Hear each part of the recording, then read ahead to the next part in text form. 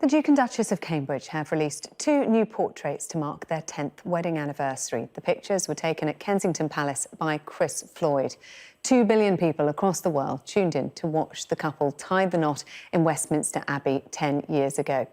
And in the past few minutes, the couple have posted this video on their Twitter account.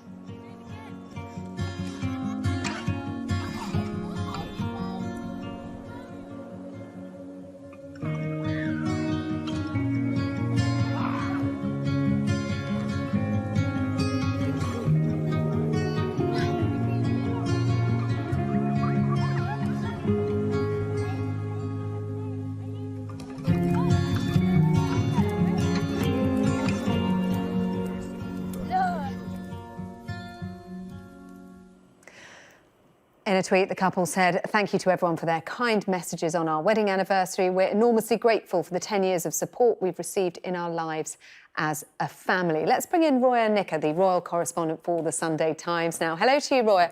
I don't know whether you were able to see that video as it came out, a private family video of William and Kate with their 3 children on, I think it's a Norfolk beach, and in their back garden at Anne Hall. What are they trying to show to us here? Well, I think that's a really interesting release we've just seen there, and I think it goes straight to the heart of what has made Cambridge a very successful family in terms of public image. Because while they jealously and fiercely guard their privacy, what they're very good at doing is just putting out just enough photographs and now a video clip of private family time that makes the public feel they are invested in them and they're getting to see a little bit of that behind-the-scenes magic. And that, like you said, that video came with a message thanking the public for all their support over the last 10 years. And I think what they're trying to do with that is to say, we understand that you're hugely interested in us and our lives and our children. Thank you for respecting our privacy and supporting us. And here's a video giving you a little bit of insight into what family life is like for the Cambridges. And we have in the last couple of years seen a little bit more access, haven't we, to the family life behind the scenes, the children being a little bit more prominent. Does it suggest to us an increasing confidence in who they are, where they fit and what their roles are?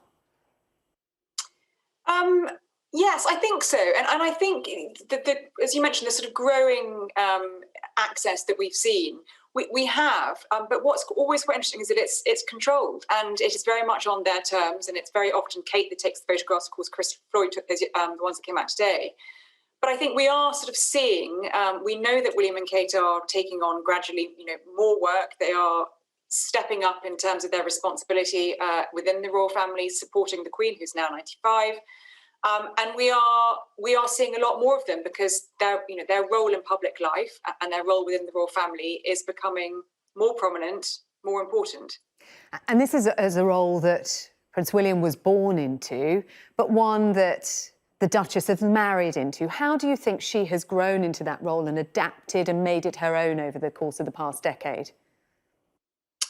I think you're absolutely right. She has grown into it, and it has been a journey for her and an evolution. If you think back to where Kate was just after her wedding, we didn't hear very much from her in those first couple of years. The first few tours we went on with William and Kate together, it was William that did all the speeches and the public sort of statements.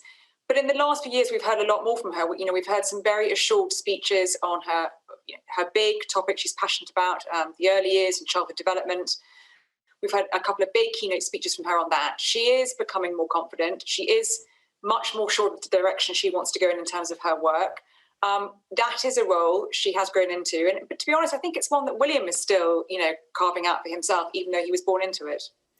And in terms of that role in the future, that will become more and more prominent, more important.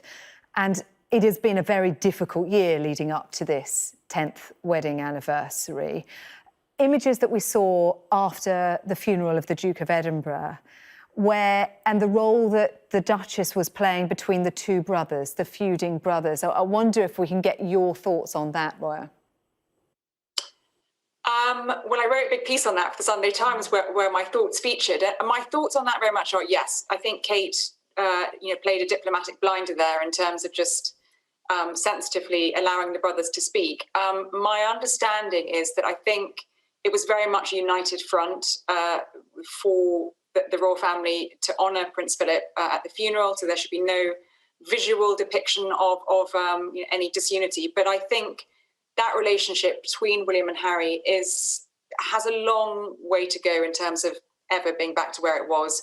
The Oprah interview, was a bomb under the royal family. William didn't take it well. No one in the royal family did. I think there's a long way to go to heal that bond that was once so strong between those brothers. It also leaves William and Kate with a lot of the workload to pick up, the departure of Harry and Meghan, who potentially would have been sharing that as the Queen scales back her duties.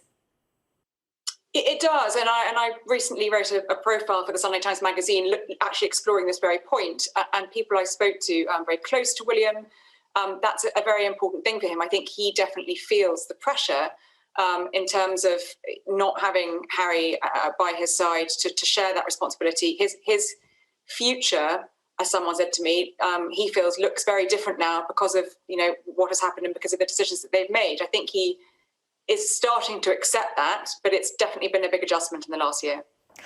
Roya Nikkah, always good to hear from you. Thanks very much indeed for joining us this afternoon.